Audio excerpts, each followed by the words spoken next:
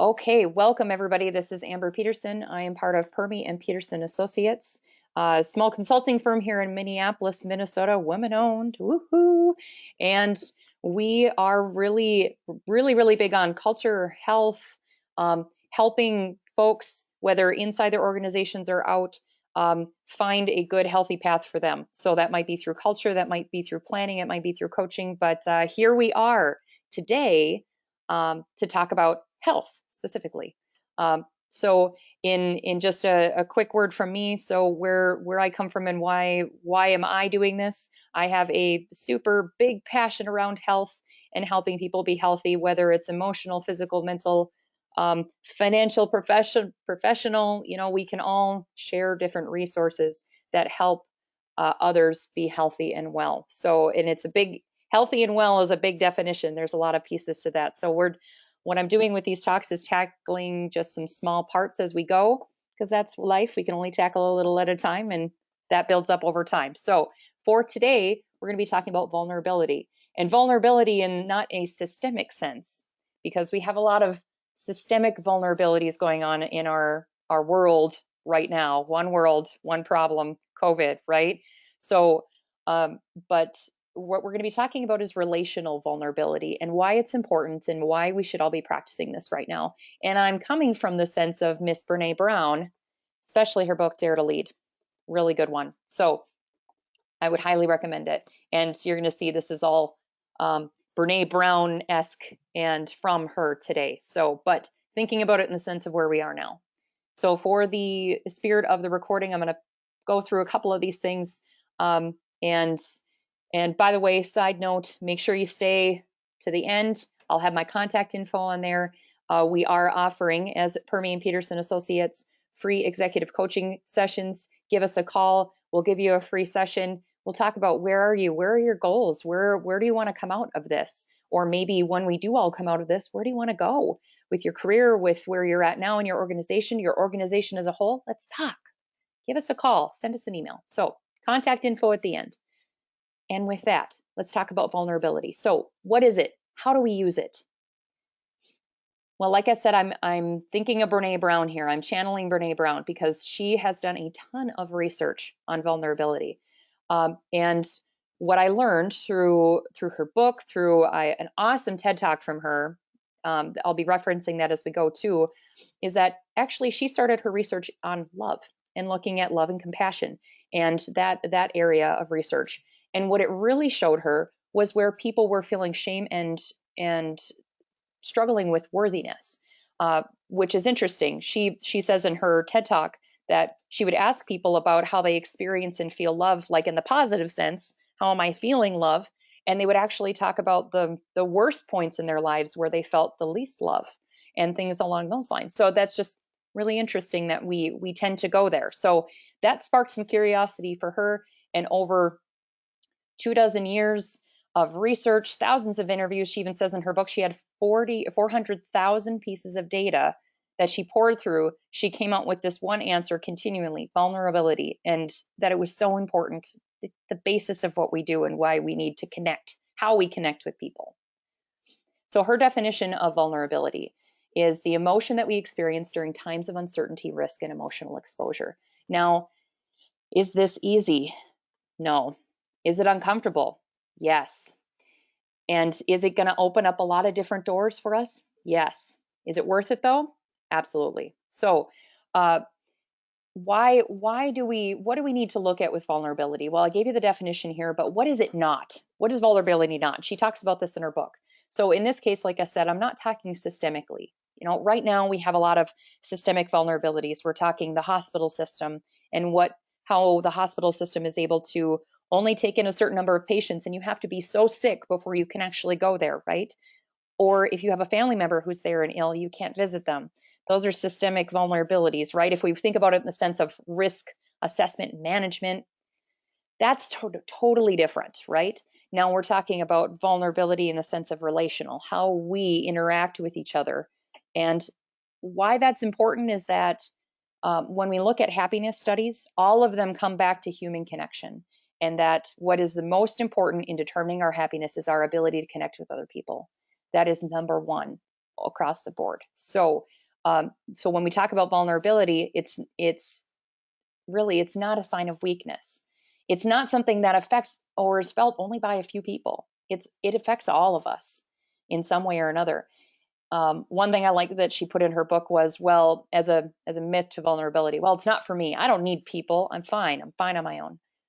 Yeah, it still applies to you. Sorry, not sorry. It's going to happen. Engineerable in the sense that vulnerability is what it is. Excuse me. We can't engineer the discomfort out of vulnerability.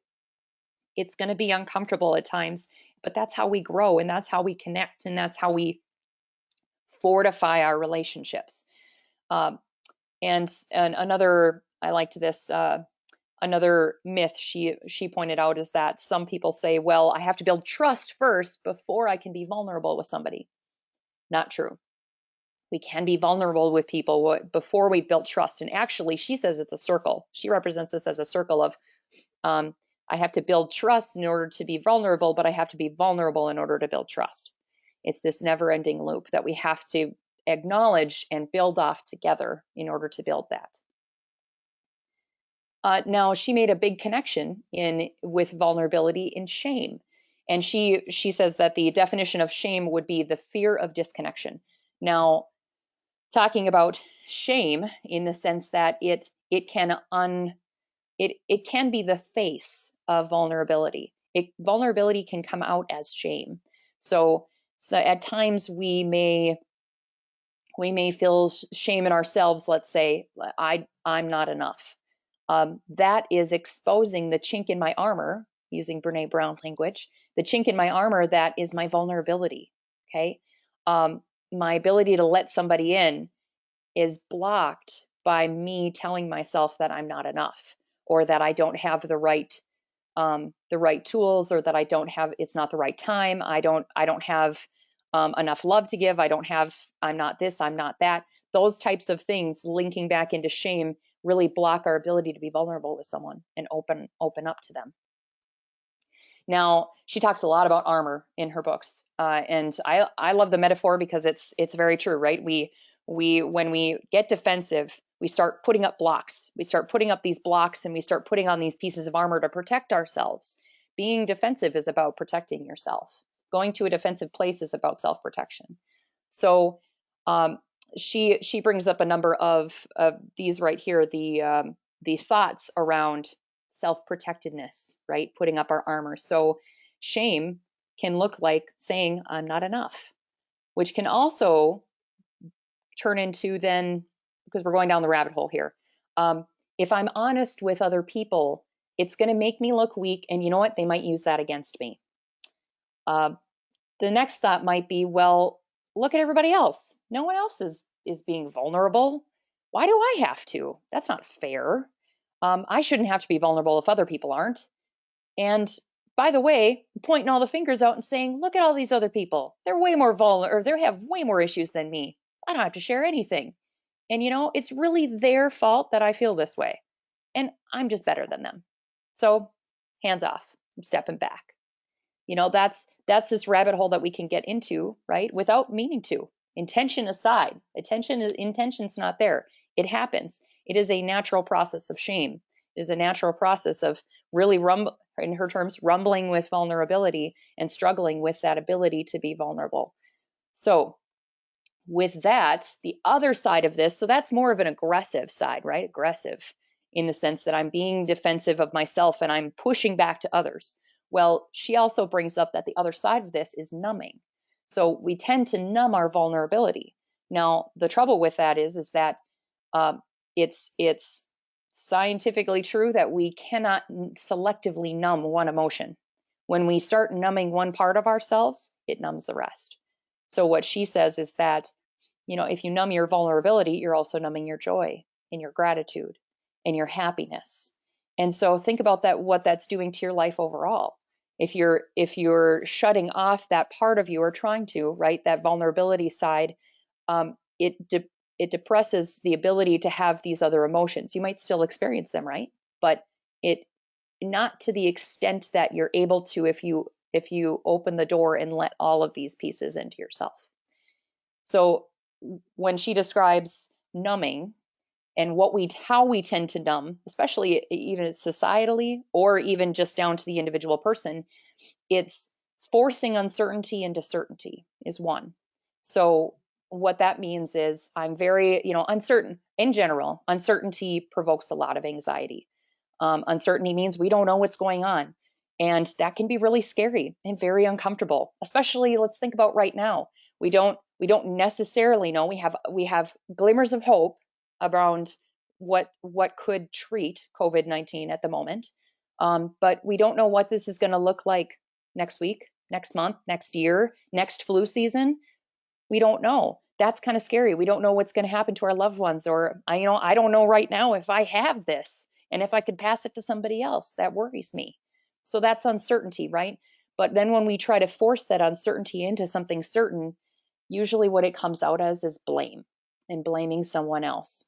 Now, right now, what we're seeing is people blaming the Asian community for this virus. And it's not fair to them to blame them for something that's not in their control. That's not fair. And what that is that's fear on the part of many people saying, I need an outlet to blame in order to make this more certain for me. And then I will have less fear about this situation because I know where it came from. But we don't know, folks. We don't. So we have to live in that uncertainty, unfortunately, in the moment and just get comfortable with it. Because we don't know where this came from. So now another way that this can come out in how we tend to numb is making the imperfect perfect. So think about, for social media, all of the filters that can be used. Right now, I was hearing on the news today, another platform, Zoom, for interacting here, is they have a feature where you can beautify yourself. So it's a filter that you put up where it kind of softens some of the lines and it kind of makes everything, evens out the tones. That's not real. We are all imperfect creatures, and that's what makes us awesome and beautiful and wonderful people, because we all bring value in many different ways, and it's not perfect, and that's okay. So as a self-proclaimed perfectionist, that can be really hard. That can be really hard not to say, on one side, not to say, ooh, I need everything perfect, because if it's perfect, then it'll just be so good and I'll be so happy. Well, sorry, Amber, never going to be perfect. So I got to realize that, and I got to deal with it. And on the other side, expecting that of other people and forcing them into this zone where if I'm overly critical and saying, you're not doing it my way, you're not doing it the way I want, things like that, that is in that numbing. That's not taking people as they are or a situation as it is and saying, you know what, this is okay. It's okay that things aren't perfect, right? I take a deep breath when I say that. Okay, perfectionist Amber, it's okay that things aren't perfect.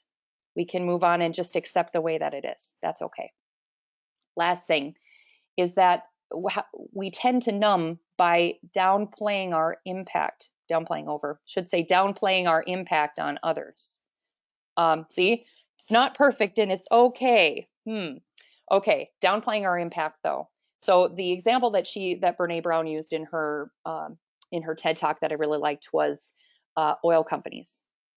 Oil companies, oil spills, look at the huge impact that has on the environment, for one, just that immediate environment.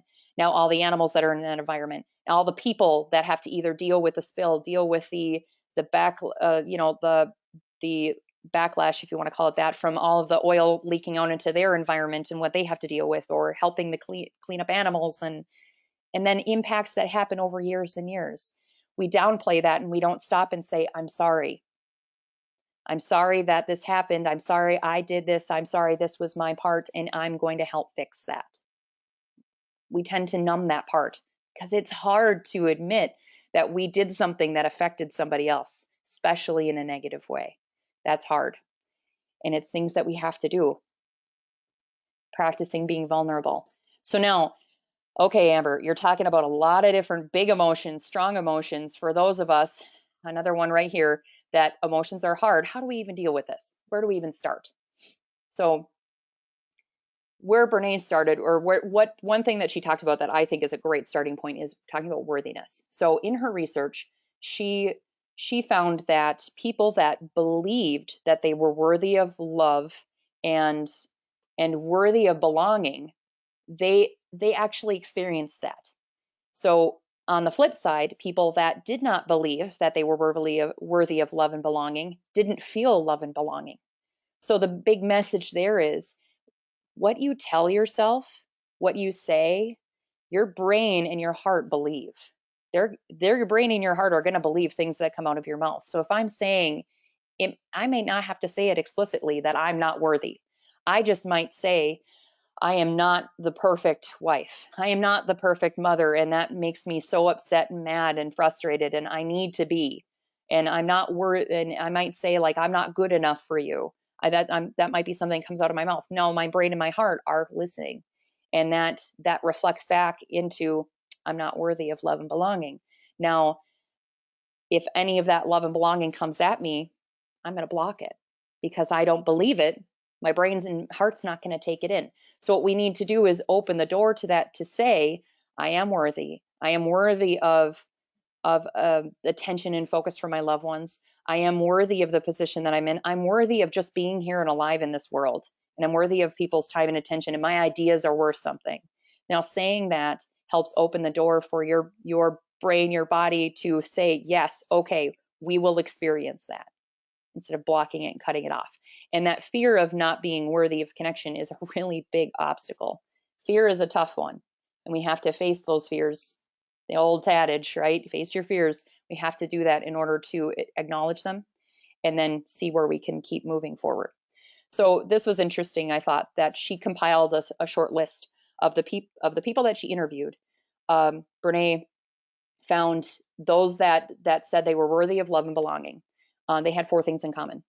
They had courage, not bravery, but courage in the sense that they accept themselves, and they are who they are with their whole heart. So they say, all of my imperfections, all of the different pieces of me that make mistakes and that do things differently than others, that's okay. And I'm opening my whole heart to that. Compassion, they were kind to themselves first.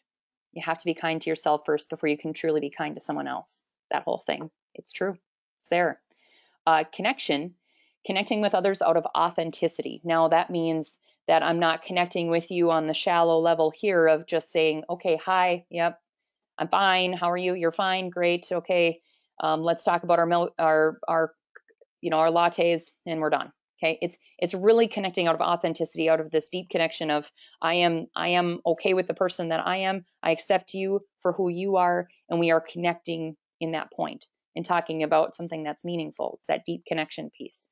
And then the vulnerability, in the sense that these folks admitted that even though it's uncomfortable to be vulnerable with other people, I have a willingness to do it.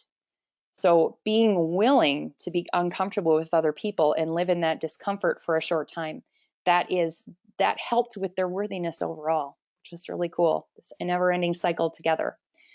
Now, I loved this quote from her. The courage to be vulnerable is not about winning or losing. It's about the courage to show up when you can't predict or control the outcome. What that means for me, what I take away from that is, even when I can't say this is what's going to happen, I still have to be there and I still have to show up. And not just show up physically. I need to show up mentally and emotionally. I need to show up with my whole self. And folks, really, this is not only when we're interacting with a family member. This is not only when we're interacting in this virtual space right now. It's when we show up in our organizations, when we show up in our social atmospheres with larger groups. It's really, we have to put ourselves out there, and that's vulnerability, and embracing that in order to have deeper, better connections and really live this life and not block ourselves from emotions or ability to connect. Now, the last thing that I'll share here is that Brene had a few pieces of advice on how to really be vulnerable. She narrowed it down to these four, at least as per her TED Talk. She's got a lot in her book. Dig in, right? But she said, let ourselves be seen. So in the sense that I'm going to let my imperfections be seen. I'm going to take off the filter, unsoften the lines, show my real self. Okay. She said, love with our whole hearts, which is a hard thing to do, to really open ourselves up to other people. Not easy and worth it. Practicing gratitude and joy. Now, when we notice things, when we intentionally set out to look for something, we're going to find it. Now, if you and I say intention with an asterisk next to it, because sometimes we don't intentionally go look for something. Maybe we are in a negative place where we're frustrated, we're down on ourselves, we're down on a situation, we're feeling really defensive, so we're just blasting out. And if we're talking about negative things, that's all we're seeing, right? Now, that's all we're going to see. And if we stop and say, I am thankful today that I feel healthy, my family is healthy, and I have the technological abilities to be with you here today. If I keep practicing that gratitude, I'm going to start seeing it in a lot of different places. So practice is going to help you see it more. Practice joy, you're going to see it out in the world. And the last thing she said, maybe the most important, was to believe that we're each enough. And it's much easier said than done. There's a lot of rumbling, she terms it, that comes with that. So with that, I want to say thank you. And first, before I turn off the recording, I actually want to share a resource. So if you go to her website, it's got a ton of resources, which is really cool. So you can go to Brene Brown's website, or you can go into the Dare to Lead website, which I'll bring up the link back up in a moment here. But these are two things that I downloaded even today. So she's got a read along workbook. I've worked through a lot of this, and it was so great. It goes right along with her book. It gives page numbers. It has exercises for you to work through. Easy to print out, free, accessible resource. And she also has her glossary of terms from the book. And what I like about this is the ability to go back to say, okay, what was that term again? I really want it clearly defined for me right here, and I can dig into it. So just as an example, a couple quick resources. And one thing I'll say here is that this workbook, 40 pages, what I liked is she has a bunch of pieces with rumbling with vulnerability. And this one was great, the Square Squad, if you have a chance to do that. And she says by just this 1 inch by 1 inch little piece of paper, let's say, or in this box, you write the names of the people whose opinions matter most to you. I'll tell you, I did that, and it surprised me how few names I had in there. I thought it would be a lot more when I really sat down with myself and I was honest. So those are the resources that I wanted to share. Coming back to the presentation here, just a thank you for being here with me today. Pick up Brene's book. The nice thing, I don't know if you know this, but this is an awesome thing. A lot of our libraries these days have electronic resources, and all you need is an app on your phone or computer and a library card. And you can jump in and e-read books. You can get audiobooks, but get her book through there or order through Amazon. You'll probably get it in a few days. Also, look up Brene's TED Talk. It's 20 minutes. It's great. She shares a lot of great pieces, some of what I shared today, and it actually has 46 million views, if you can believe that. So with that, contact me, Amber, at permypeterson.com. Also check out our website, mine and Kathy's. Kathy is the Permy side of Permy and Peterson, www.permypeterson.com, and contact us for a free hour of executive coaching. I'd love to hear from you, how you're doing with all of this turmoil and uncertainty in our world right now, and what you're doing with that. So with that, thank you very much, and I hope to see you soon.